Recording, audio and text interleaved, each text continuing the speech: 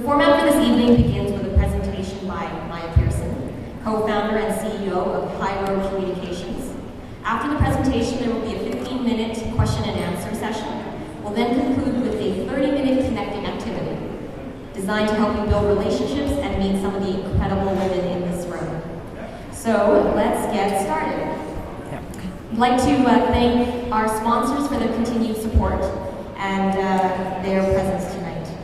Scotiabank, our title sponsor, Jones, New York, Queen's School of Business, Corrigo.com and Knightsbridge Human Capital Solutions, Shops at Don Mills and Sherway Gardens, LifeQuest, Center for Reproductive Medicine, the Cambridge Group of Clubs, the National Post, Chatelaine, Oyster Bay Winery.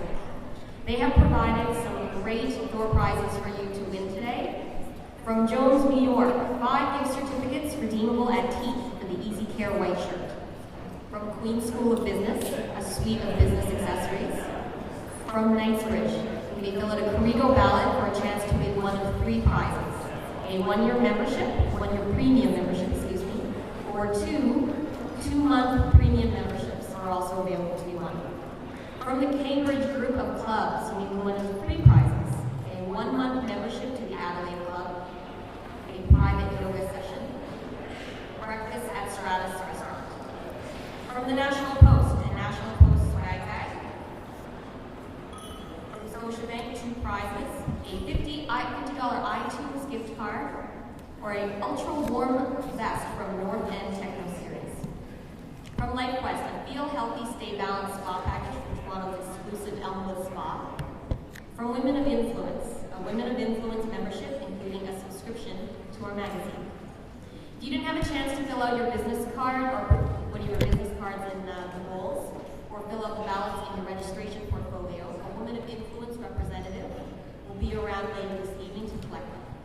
Also be sure to check out the registration bags you would have received coming into the event. They hold some sponsor information and more giveaways.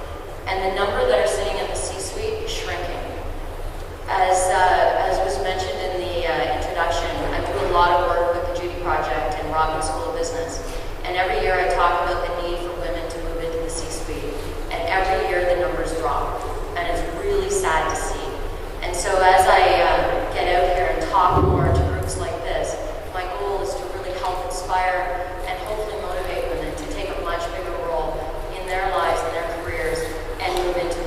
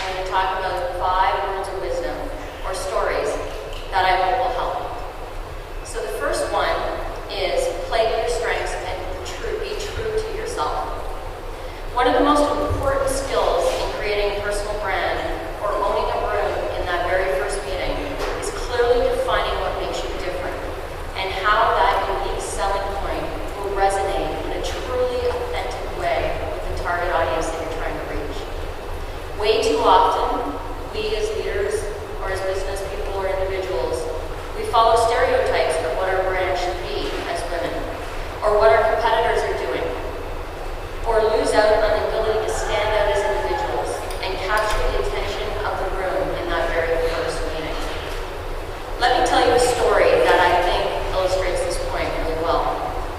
A girlfriend of mine is the CEO of a national communications agency. She juggles crisis communications for some of the biggest brands in the industry and the need to be seen as a really good mom for her daughter. Picture this scenario. The grade 2 teacher sends a note home and says each parent will take a poll on a Monday to share their best recipe of the year. The night before the presentation to the class, she remembers that she needs to do this. She has two options. This is something I do a lot. She goes to the local bakery, hacks it up a bit to make it look like she made it, finds a recipe on the internet, and then competes against all the other rock star mothers or parents that have been baking and building these great recipes over years and years over time. Or she could leave the room, play to her strengths, and take a visit to the local convenience store. She got really creative and created a story titled Fairy Bread. So she brought a loaf of Wonder Bread, a stick of butter, and some sprinkles with a lot of sugar in it.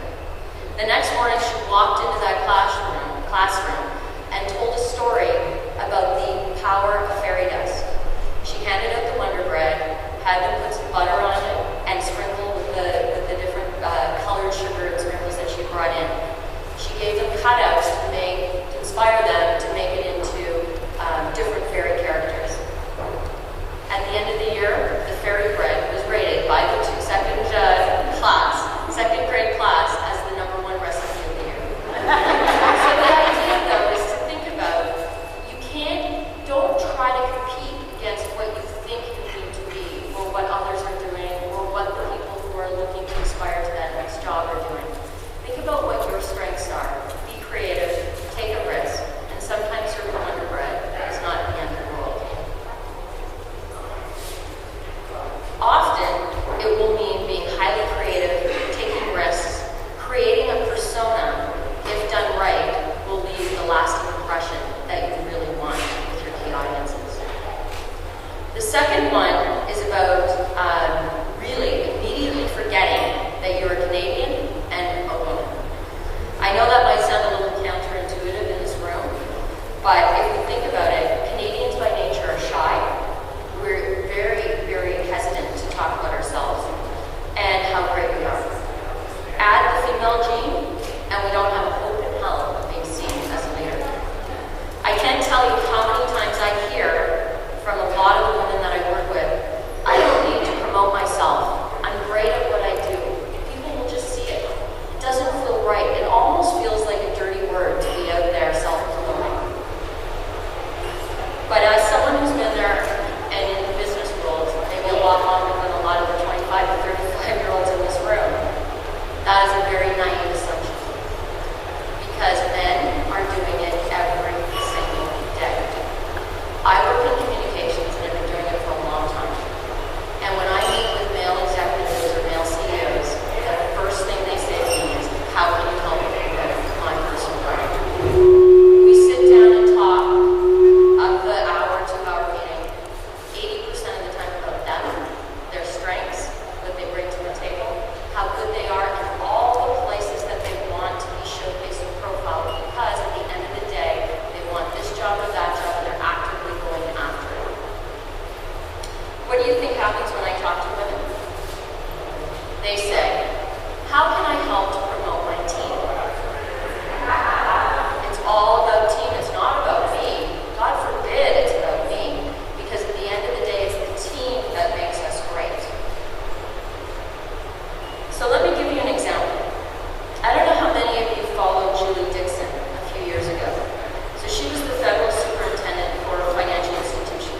Very high, powerful job at the top of the financial industry in Canada. This was at the time when the U.S.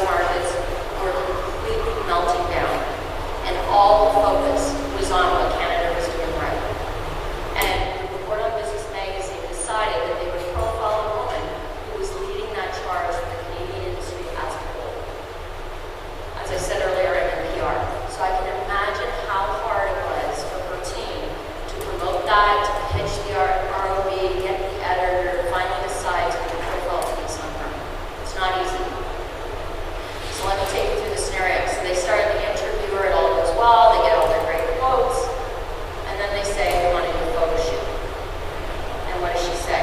No, I don't want to be on the cover of the magazine. Well, what do you do as the editor of the financial or of Report on Business magazine? You're stuck. Like, think about what's on the cover of every magazine. Typically 50 to 60-year-old males who are leading organizations. So she says, no, I want my team. When have you seen on the cover of a magazine or on the cover of a blog or on the cover of a team? It just doesn't happen. So as women, we get these opportunities to be promoted, and then we fight the system. And we think we're going to make a difference, and it's not going to happen. We need to be leaders for a reason, and we need to be willing to put ourselves out there and profile. So then, let me take you through exactly what happened. It actually started going downhill. So not only did she say she didn't want to be profiled, so the editors are like, well, we've got to figure this out. So they actually went online and started to blog about it. They started talking about it in social networks in terms of their dilemma, in terms of how might I be able to work with this. So they thought, what could I do? I could put a stick person on the cover. That wouldn't look so great. They did a Google search for her name. A porn star came up. They're like, we can put her on the cover. That didn't go over so well. They said we could cut off her head and we could just have like her hair from here up. We could look at words. They went through all the scenarios, and this was an online conversation in social networks. Not good for her brand, not good for the brand of women, and not good at all for our industry, the financial services industry, which was an area for us that we're all great work that we were doing in the Canadian marketplace. In the end, cut off her head, it's from here up, and a bunch of words. It doesn't sell papers, it doesn't sell magazines, and it didn't project a very good image. And overall, the social media community, the chatter that went on, defocused the attention away from the great work that a woman was doing and focused on the fact that she was a picture in the front. And for me, my point is, and I talk about this a lot, is that you need to work with the system. You need to think like men. You need to be able to put yourself out there. What is wrong with putting your face on the front of the cover of the magazine? So, you know, the thing that I always think about is they call heads of companies leaders for a reason, because we do lead. Sure, there is a team, but without strong leadership, I truly believe the team does not reach its full potential. So whether it's an introduction for you at a business meeting or during a media interview, I want to see you lead. Be proud to be profiled. Lead the discussion in the room and stand out. It is important as women that we leave a lasting impression and are willing to be seen on the cover of these magazines. We deserve the right to be there, and at the end of the day, I actually think we sell more magazines because we're way better looking than the men that they're profiling. So the third is, it's not good enough to be good at your job. You need to be seen as being good at your job. You need others, media, bloggers, your peers, to be saying how good you are. After you introduce yourself, what backs you up is what others say about you. Think about your doctor. When you go into their office, you like to see all those letters behind their name. You're going to have a kidney transplant. You want to make sure that they've gone to the right universities and they know what they're doing. That's the same thing that happens in business. I truly believe that it's very important to create credentials for yourself well in advance of making that first impression. So how do you do that? That means actively looking for opportunities to be recognized and profiled. Typically, when I talk to a group of people like this, I talk about the need to start with what I would call low-risk opportunities, like speaking ops and awards. You can start within your company. Lots of companies have speaking forums, events, opportunities for you to get on a podium and talk about something that you're passionate about. Be recognized internally, and then start to expand it into your industry, and sometimes even on a national platform. Actively seek out the kinds of opportunities that you think build your brand. And when I talk to a lot of women about how they do this, they're not quite sure where to start. And I think it all starts with a dialogue with maybe somebody that's close to you, or a mentor, or your peers, to figure out what it is that makes you famous. And what I mean by that is, what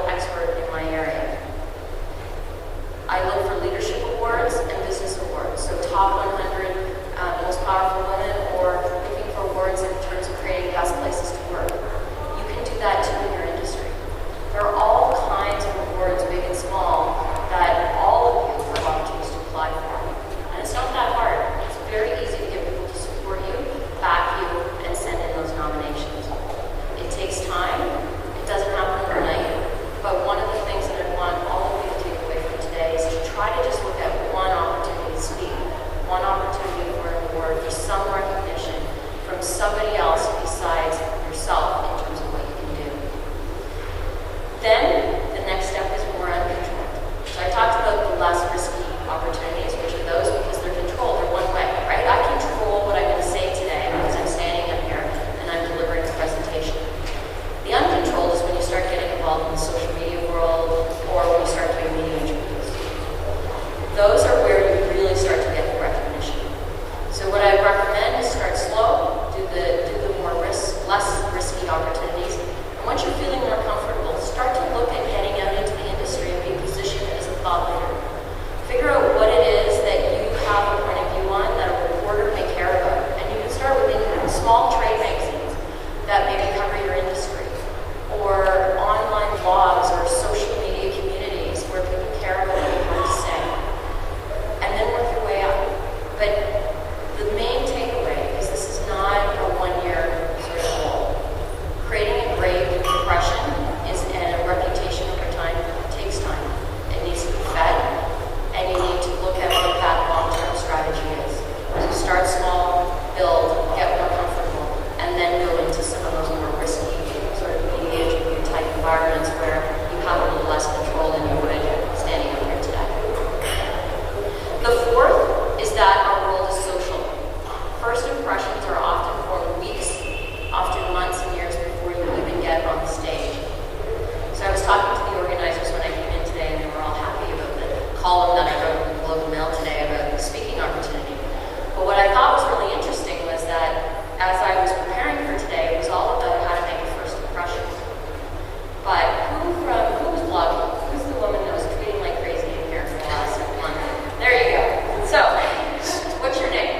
Hey, you've done a fabulous job for the organization, for the industry, and for me, actually.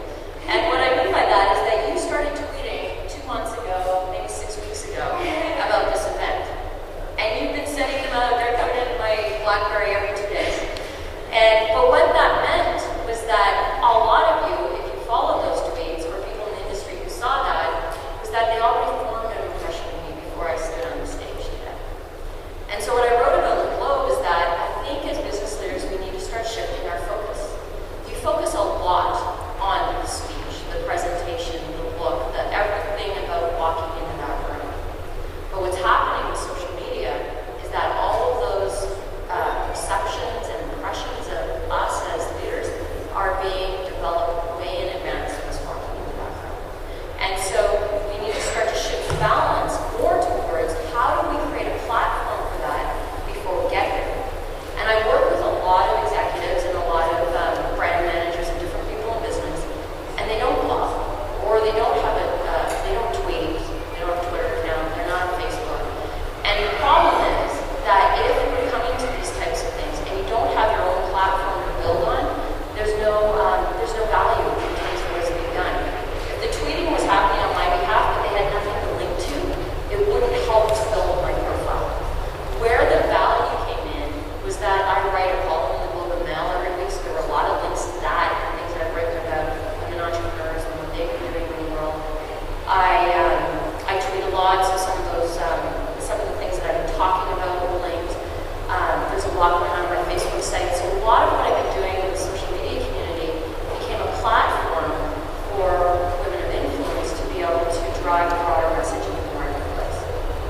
And a lot of the executives or individuals or people just like all of you in this room will say to me, I'm not really comfortable, I don't know what I'm going to say, I don't know how good I'll be, blah, blah, blah. You know, there's lots of reasons why you can't do it because it takes a lot of time. And really, isn't it just about what I'm going to eat for dinner or what, that kind of thing? It's not true. Again,